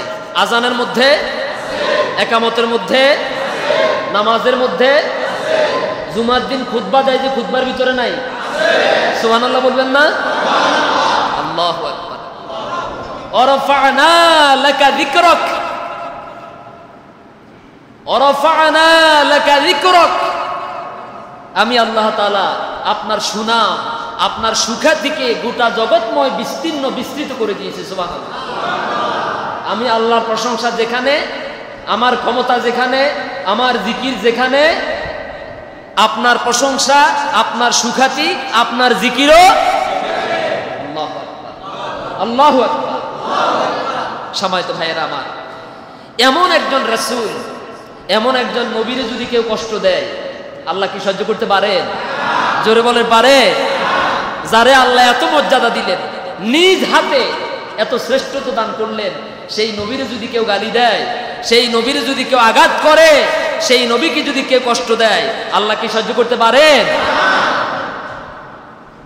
তার মর্যাদার সমর্থনে, তার সম্মানের সমর্থনে আল্লাহ তাআলা এক পারা নয়, দুই পারা নয়, 30 পারা সম্বলিত কোরআন নাযিল করে দিয়েছেন। সুবহানাল্লাহ। এটা হচ্ছে তার চরিত্রের সনদপত্র। আমার ভাইয়েরা, এই কোরআনুল কারীমের ভিতরে যেমন কোনো ভুল নাই, আছে? তোরে বলে, এই কোরআনুল কারীমের ভিতরে যেমন কোনো সন্দেহ নাই, ঠিক তেমনি ভাবে কোরআন, ঠিক তেমনি ভাবে মুহাম্মদ সাল্লাল্লাহু আলাইহি সাল্লামের নবুয়তের আগের জীবন আর পরের জীবন, টোটাল 63 বছরের জীবনের মধ্যে কোনো ভুল অথবা সন্দেহ নাই। যেরকম সুবহানাল্লাহ। কোরআনটা যেমন নির্ভুল, কোরআনটা যেমন সত্য, ঠিক তেমনি ভাবে মুহাম্মদ সাল্লাল্লাহু আলাইহি সাল্লাম একজন সত্য রাসূল, নির্ভেজাল নবী, কোনো সন্দেহ নাই। হযরত আশরাফ আলী থানভী রাহমাতুল্লাহ আলাইহি বলেছেন, নবীজি সাল্লাল্লাহু আলাইহি সাল্লামের জীবনে কম বেশি 45,000 ঘটনা সংঘটিত হয়েছে। দুনিয়ার সব নবীদের ঘটনাকে যদি এক জায়গায় রাখা হয়, এত ঘটনা কোন নবীর জীবনে হয় নাই। সুবহানাল্লাহ বলে। শুধু একা আমার নবীর জীবনে 45,000 ঘটনা সংঘটিত হয়েছে। এই 45,000 ঘটনার মধ্যে নবীজি সাল্লাল্লাহু আলাইহি সাল্লাম বর্ণনা করতে গিয়ে কখনো একটা মিথ্যা কথা বলেন নাই। সুবহানাল্লাহ। যেই নবী জীবনে একটা মিথ্যা কথা বলেন নাই, সেই নবীর উম্মত মিথ্যা কথা ছাড়া চলতেই পারে না। জোরে কোন ঠিক কিনা? মিথ্যার প্রতিযোগিতা চলে। কথা বল না কেন? ব্যবসা বাণিজ্য করবে, ব্যবসা বাণিজ্য করবে, সততার সাথে করে না, মিথ্যা কথা ছাড়া চলে না। আছে না নাই? আরো জোরে বলেন, আছে না নাই? আপনি কত বড় ব্যবসায়ী, কত বড় ব্যবসায়ী, আর আল্লাহ তাআলা আমার রাসূলকে এমন এত বড় একজন, গোটা দুনিয়ার সব শিল্পপতি, সব ব্যবসায়ীদের জন্য আল্লাহ আমার রাসূলকে মডেল বানিয়েছেন। সুবহানাল্লাহ বলেন। সততার মাধ্যমে, ন্যায়ের মাধ্যমে, ইনসাফের মাধ্যমে কত বড় ব্যবসায়ী হতে চান। গোটা দুনিয়ার মানব মণ্ডলী যদি একজন সফল ব্যবসায়ী হতে চান, তাহলে মুহাম্মদ সাল্লাল্লাহু আলাইহি সাল্লামের দিকে তাকান। জোরে কোন সুবহানাল্লাহ। উম্মুল মুমিনিন হযরতে খাদিজাতুল কুবরা রাদিয়াল্লাহু তাআলা আনহা বিয়ের আগেই আল্লাহ নবী সাল্লাল্লাহু আলাইহি সাল্লামকে ব্যবসা করার দায়িত্ব দিয়েছিলেন। ব্যবসার দায়িত্ব তার হাতে দিয়ে দিয়েছেন। নবীজি সততার সাথে, ইনসাফের সাথে, সত্যবাদিতার সাথে এমন ভাবে ব্যবসা বাণিজ্য করলেন, মাত্র 2 থেকে 3 বছরের ব্যবধানে গোটা আরবের ভূখণ্ডের মধ্যে মুহাম্মদ সাল্লাল্লাহু আলাইহি সাল্লাম সব থেকে সুনাম অর্জন করেছে। সুবহানাল্লাহ।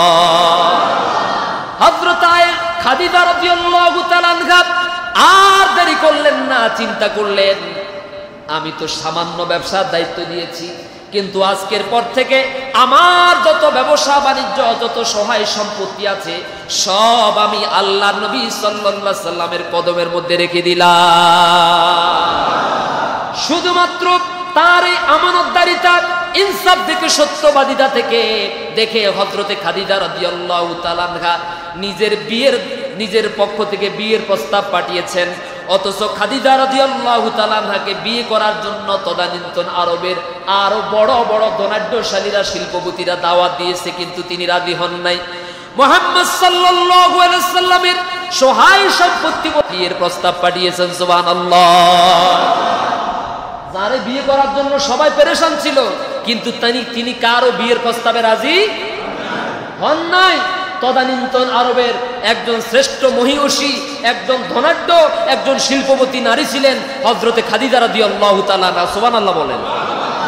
তাকে বিয়ে করার জন্য রূপে, গুণে, সম্পদে, বংশমর্যাদায় তিনি ছিলেন অতুলনীয়, অপ্রতিদ্বন্দ্বী। অথচ তিনি সবগুলোকে প্রত্যাখ্যান করেছেন।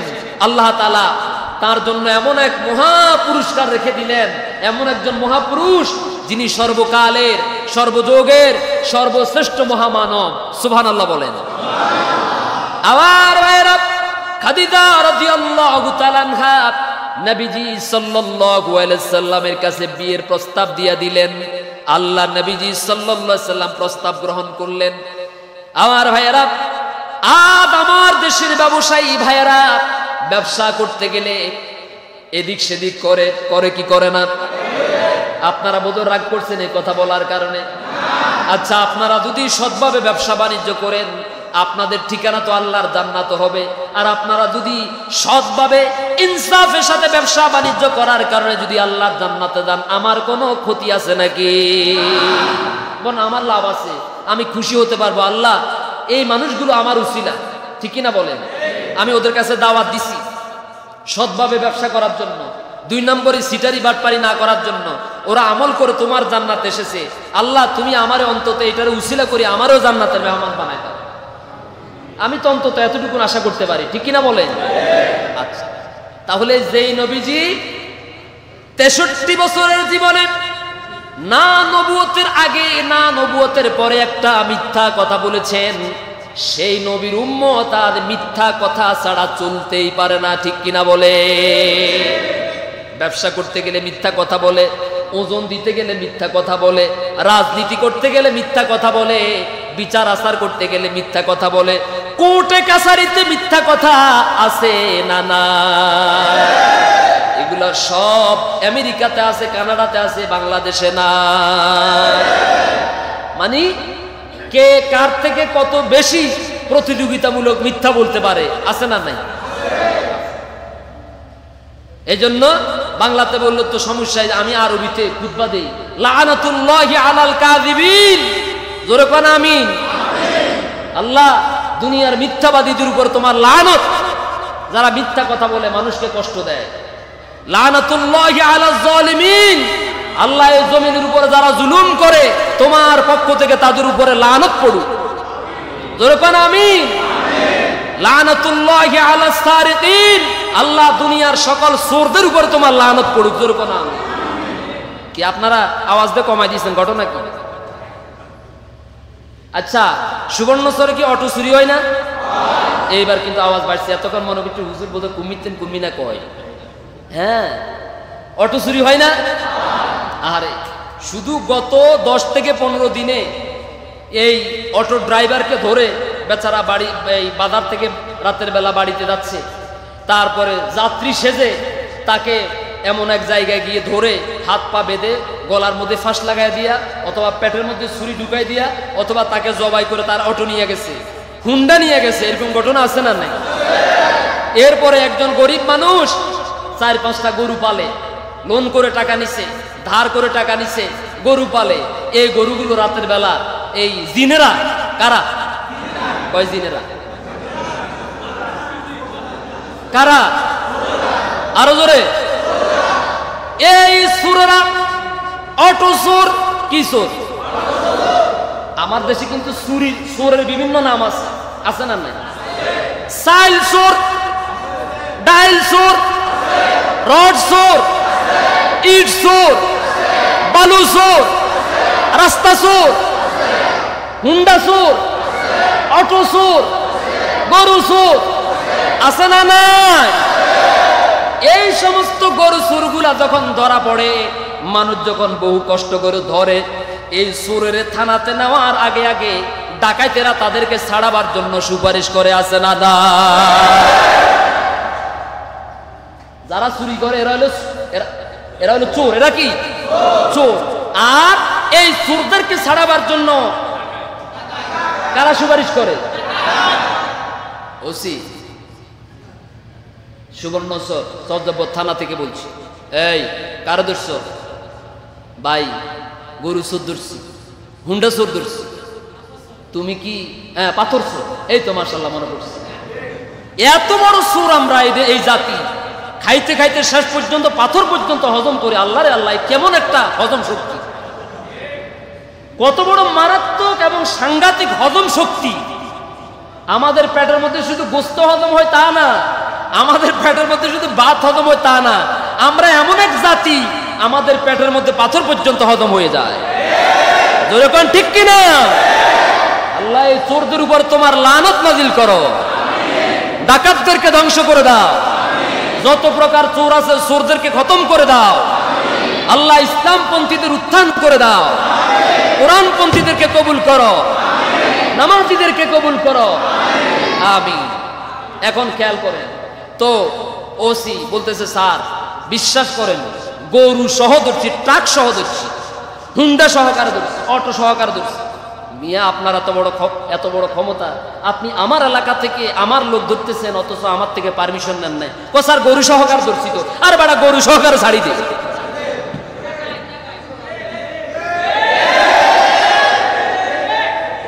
আছে না নাই? হুন্ডা সহকারে ছাড়ি, থানায় যাওয়ার আগে ছাড়ি দে, খবরদার বলে, আছে না নাই? তাহলে ওগুলো হলো চোর আর এগুলো হইলো ডাকাত। কারণ চোররা থাকে তো সিপাই সাবার মধ্যে, ঠিক কিনা বলেন, গ্রামে পড়ে থাকে। আর ডাকাইতেরা কিন্তু একটু উন্নত মানের বিল্ডিং এ থাকে। ওরা চুরিদারি করে যা কামায় এখান থেকে তারা কিছু কমিশন পায়, শেয়ার পায়। কি পায়? মুরব্বীকে শেয়ার পায়, ঠিক কিনা বলে? তাহলে এই লোকটা, এই ডাকাইতে চোর যদি মারা যায়, যদি বলা হয় বিসমিল্লাহ ওয়া আলা মিল্লাত রাসূলিল্লাহ, কথাটাকে ঠিক নাকি ব্যাঠিক? কারণ রাসূল সাল্লাল্লাহু আলাইহি সাল্লামের আদর্শের সাথে চুরি ডাকাতির কোনো সম্পর্ক না। বরং রাসূল তো দুনিয়াতে এসেছে চুরিদারি বন্ধ করার জন্য, ডাকাতি বন্ধ করার জন্য, খুন খারাপি বন্ধ করার জন্য, অন্যায় অনাচার অবিচার বন্ধ করার জন্য, মানুষে মানুষে ভ্রাতৃত্ব তৈরি করার জন্য, ঠিক কিনা বলে? সারা জীবন আকাম কুকাম করছে, এখন মরার পরে এত বড় একটা দেহ, এটারে কবরের দিকে নিতে যা কষ্ট হয়েছে বাবারে বাবা, ঠিক কিনা বলে? বাবারে বাবা, এত জীবিত থাকতে যা কষ্ট দিছে, এখন মরিবার পরও তো এত ওজন কমানো, ওজন আরো বাড়ছে, ঠিক কিনা বলে? কবরে 3-4 জন নামছে, এরপরে কোন আঙ্গপক্ষে সম্ভব না আরো 2 জন নামেন, ঠিক কিনা বলে? তো নামার পরে শেষ পর্যন্ত রাখি দিল বিসমিল্লাহ ওয়া আলা মিল্লাতে। এখন যারা করতেছে অনেকে কিন্তু আবার জ্ঞানী, কয় আমি তো জানি তুই কোন কোন কাম করছ, হ্যাঁ? তো সুতরাং যদি দোয়াটা যদিও পড়ছি সমাজের খাতিরে, মানবতার খাতিরে, কিন্তু এখন মাটি দেওয়ার পরে হিসাব কিন্তু তোর সাথে শুরু হইবে, আমরা কিন্তু রেখে দিছি আমাদের কোনো কাম, ঠিক কিনা বলে? মনে রাখবেন দুনিয়ার খেলা কিন্তু শেষ খেলা নয়, দুনিয়ার হায়াত কিন্তু শেষ হায়াত নয়, হায়াত কিন্তু মরার পরে শুরু হয়। হায়াত কোনটা? হায়াত মরার পরে যেটা শুরু হয় সেটা হায়াত, ঠিক কিনা বলে? খেলা কিন্তু দুনিয়াতে যেটা খেলেন এটা না। চুরি ডাকাতি বাটপারি অনাচার অবিচার, উল্টা রায় দেওয়া, মিথ্যা সাক্ষী দেওয়া, মানুষকে ঠকানো, প্রতিবেশীকে ঠকানো, ওজনে কম দেওয়া, খাদ্যে ভেজাল দেওয়া, বোনকে ভাতিজাকে বাগ্নিকে তার হক বুঝাই না দেওয়া, এগুলা কিন্তু দুনিয়ার শেষ খেলা না। আসল খেলা কিন্তু মরার পরে শুরু, ঠিক কিনা বলে? আল্লাহ তুমি আমাদেরকে এই সকল অপকর্ম থেকে হেফাজত রাখো, আমরা যেন পূর্ণাঙ্গভাবে রাসূল সাল্লাল্লাহু আলাইহি সাল্লামের অনুসরণ করতে পারি। আল্লাহ তুমি আমাদেরকে তৌফিক দান করো। যেটা বলছিলাম, যদি এমন একজন রাসূল, এমন একজন নবীকে যদি কেউ কষ্ট দেয়, গালি দেয়, আল্লাহ কি বরদাস্ত করতে পারেন? দেখেন আমার ভাইয়েরা,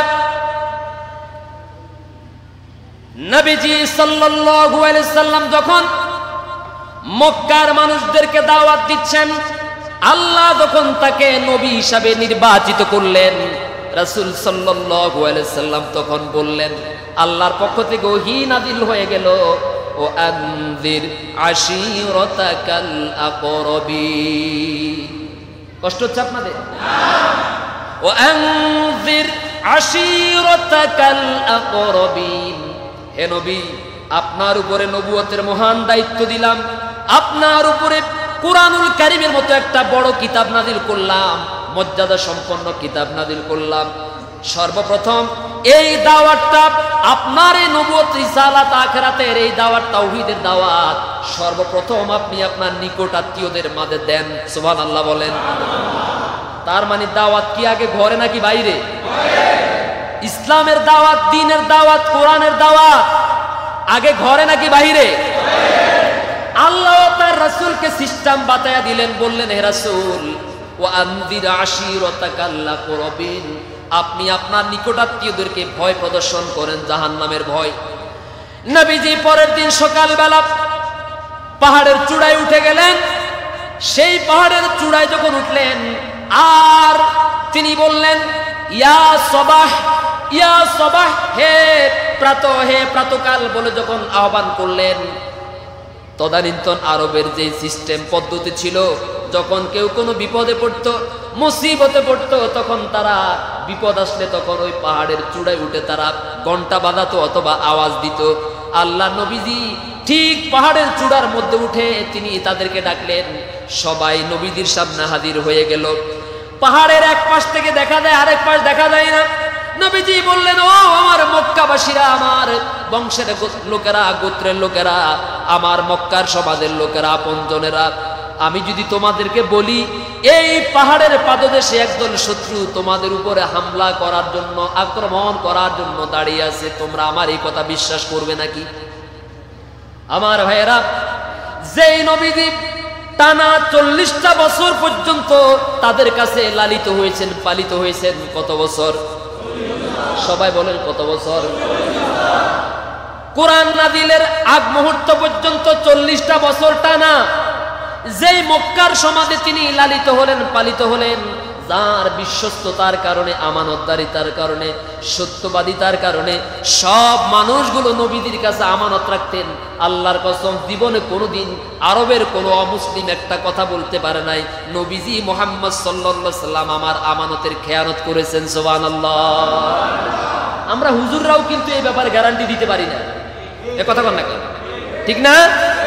শুধু মাদ্রাসা একটা মুহতামিম বানাই দেন, মাদ্রাসা একটা সুপার বানাই দেন, দেখবেন তো একেবারে হুর হাইলে মাদ্রাসা সহকারে পেটে ঢুকা লাগবে। আছে না? না, শুধু একটু দায়িত্ব দেন, দেখবেন পুরা মাদ্রাসারে একেবারে কুটি কুটি নিজে খেয়ে ফেলবে। একটা প্রতিষ্ঠানে দায়িত্ব দেন, দেখবেন যে সব খতম। আছে না? না। উনিও কিন্তু মুহাম্মদ সাল্লাল্লাহু আলাইহি সাল্লামের উম্মত দাবি করে, ঠিক কিনা বলে? ওনারাও কিন্তু মরার পরে কবর রাখার সময় বলা হবে বিসমিল্লাহ ওয়া আলা মিল্লাতে। এতে কি রাসূলের দলের লোক নাকি সূরত দলের লোক? আরো জোরে বলেন, সূরত দলের লোক। আমার ভাইয়েরা, এই মক্কার মানুষেরা 40 বছরের বিশ্বস্ততার কারণে, আমানতদারিতার কারণে মুহাম্মদ সাল্লাল্লাহু আলাইহি সাল্লামকে তারা উপাধি দিয়েছে আল আমিন। কি দিয়েছে বলেন? এটা তো সবাই জানেন।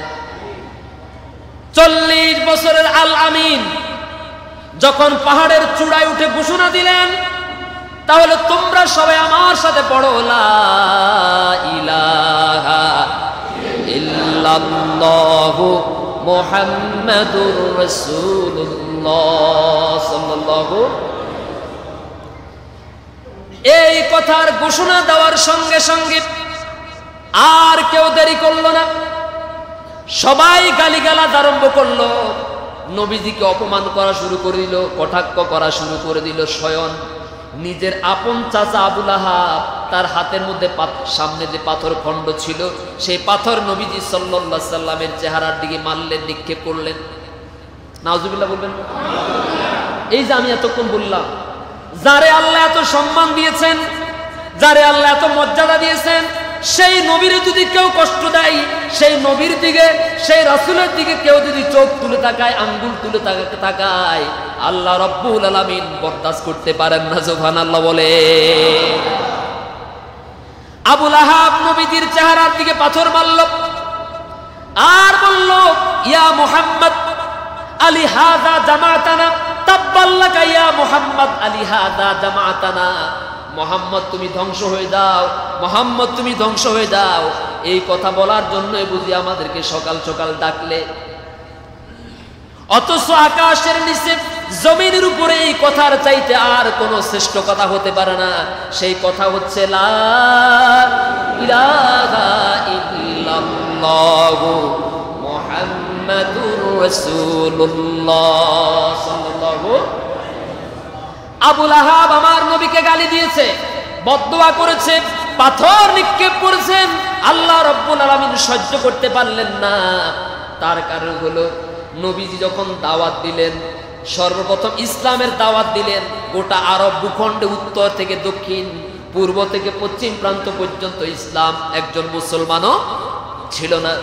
আল্লাহ নবীজিকে সাহায্য করার জন্য, সহযোগিতা করার মতো কেউ ছিল না, শুধুমাত্র এক আল্লাহ ছাড়া। রাসূলের ডানে বামে সামনে পিছনে আর কেউ ছিল না। জোরে কোন সুবহানাল্লাহ। কারণ তিনি সর্বপ্রথম নবুয়ত পেয়েছেন। গোটা আরবের সভ্যতা সংস্কৃতি একদিকে, আর মুহাম্মদ সাল্লাল্লাহু আলাইহি ওয়াসাল্লাম দাওয়াত দিতেছেন, এ কথা বোঝা যায়। গোটা আরবের শিক্ষা, সংস্কৃতি, অর্থনীতি সব কিছু একদিকে, আর মুহাম্মদ সাল্লাল্লাহু আলাইহি ওয়াসাল্লাম দাওয়াত দিতেছেন আরেক দিকে। আপনারা বলেন সময়টা কি কঠিন? সময়টা কি কঠিন নয়? কি কঠিন না? সময়টা কতটা মারাত্মক সময়, কতটা কঠিন মুহূর্ত। যেই সমাজের একজন মানুষ ইসলামী আন্দোলন গ্রহণ করে নাই, যেই সমাজের একটা মানুষ ইসলামী আন্দোলনের সুশীতল ছায়াতলে আসে নাই, বরং সব মানুষগুলো উল্টা পাথর মারা শুরু করলো, গালিগালাজ করা শুরু করলো। কতটা কঠিন মুহূর্ত আমার ভাইয়েরা। আল্লাহ রাব্বুল আলামিন তখন সাথে সাথে নবীজিকে সান্ত্বনা দেওয়ার জন্য আবু লাহাবের বিরুদ্ধে বদদোয়া দিয়ে একটা সূরা নাযিল করলেন। কোরআনুল কারীমের 111 নম্বর সূরা, সূরাতুল লাহাব। তাব্বাত ইয়াদা আবি লাহাবিন ওয়া তাব্ব মা আগনা আনহু মালুহু ওয়া মা কাসাব সায়াসলা নারান যাতা লাহাবিন ওয়া ইমরাতুহু হাম্মালাতাল হাতাব ফি জিদিহা হাবলুম মিন মাসাদ। বিষয়টা খেয়াল করে। আবু লাহাব আমার নবীকে গালি দিয়েছে একবার, একটা শব্দ দিয়ে, আর আল্লাহ তাআলা আবু লাহাবকে এর বদৌলতে লানত দিয়েছেন। 5টা আয়াতের মাধ্যমে। ওই লানত শুধুমাত্র, ওই অভিশাপ শুধুমাত্র সেই দিন পর্যন্ত সীমাবদ্ধ না, বরং কিয়ামত পর্যন্ত এই দুনিয়ার জমিনে নবীদের যত উম্মতেরা নামাজ আদায় করবে, নামাজের ভিতরে সূরা লাহাব তেলাওয়াত যতবার করবে, আবু লাহাবের উপর ততবার লানত বর্ষণ হবে। জোরে কোন নাউযুবিল্লাহ। রাসূলের পক্ষে কে আছেন? গোটা আরব ভূখণ্ড রাসূলের বিপক্ষে। অপরাধ কি? অপরাধ হচ্ছে তিনি বলেছেন লা ইলাহা ইল্লাল্লাহু মুহাম্মাদুর, আল্লাহ ছাড়া কোনো আইনদাতা নাই। আছে? আল্লাহ ছাড়া কোনো বিধানদাতা নাই, আল্লাহ ছাড়া হুকুমদাতা নাই। এই জমিন আল্লাহর, হুকুম চলবে আল্লাহর, এই জমিন আল্লাহর, আইন চলবে আল্লাহর, এই জমিন আল্লাহর, বিধান চলবে আল্লাহর, আর শাসন চলবে মুহাম্মাদুর রাসূলুল্লাহ সাল্লাল্লাহু আলাইহি সাল্লামের। জগতের বাসিন্দারা যদি এটাকে মানতে পারো, এই জমিন আল্লাহর, আইন চলবে, বিধান চলবে আল্লাহর, আর তরিকা চলবে, আদর্শ চলবে, আনুগত্য চলবে মুহাম্মদ সাল্লাল্লাহু আলাইহি সাল্লামের, এই কথার উপরে যদি একমত হতে পারেন, তাহলে জমিনের উপরে আল্লাহর পক্ষ থেকে শান্তি নেমে আসবে।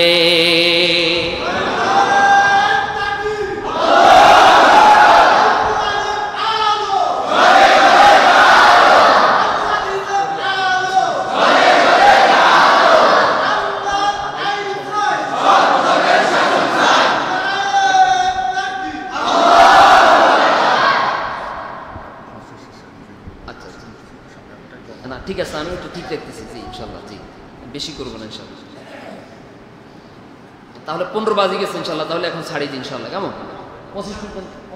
আচ্ছা আচ্ছা আচ্ছা। আমার ভাইয়েরা, জমিন কার? সবাই কি মানেন? আচ্ছা, একটা ছোট্ট একটা উদাহরণ দিই। দোকান আপনার, আইন চলবে আরেক দোকানদারের। দোকান যার, হুকুম তার। বলেন, দোকান যার, সংসার যার, হুকুম তার। বাড়ি যার, হুকুম তার। ঠিক কিনা বলেন? নাকি আপনার বাড়িতে আমার হুকুম চলবে, আপনার স্ত্রী আমার কথা মতো চলবে, আপনার দোকান আমার কথা মতো চলবে? এক দোকানের মালিক, এক দোকানের কর্মচারী যদি আরেক দোকানের মালিকের কথা মতো চলে, তাহলে ব্যবসার মধ্যে লাল বাতি জ্বলার সম্ভাবনা আছে না নাই? কারণ পার্শ্ববর্তী দোকানদার কখনো চাইবে না যে এই দোকানদার আমার চাইতে বেশি বেচা কিনা করুক। ঠিক কিনা বলেন? আমার ঘরে আমার হুকুম ছাড়া যদি অন্য কারো হুকুম চলে তাহলে সেখানে অশান্তি আসার সম্ভাবনা আছে না নাই? আমার ভাইয়েরা, যদি মনে করেন আপনার ঘরে আপনার হুকুম ছাড়া অন্য কারো হুকুম চলে, হুকুম চললে যদি মনে করেন ধ্বংস নেমে আসবে, আপনার দোকানে যদি আপনার হুকুম ছাড়া অন্য কারো হুকুম চললে দোকান নষ্ট হয়ে যাওয়ার সম্ভাবনা আছে, ঠিক তেমনি ভাবে আল্লাহর এই জমিনে আল্লাহর হুকুম ছাড়া, আল্লাহর আইন ছাড়া, আল্লাহর বিধান ছাড়া, রাসূলের আদর্শ ছাড়া অন্য কারো আদর্শ যদি বিধান যদি চলে, তাহলে আপনার দোকানে যেমন লাল বাতি জ্বলার সম্ভাবনা আছে, পরিবার যেমন ধ্বংস হয়ে যাওয়ার সম্ভাবনা আছে, ঠিক তেমনি ভাবে এই গোটা দুনিয়ার সমস্ত মানুষের জীবনে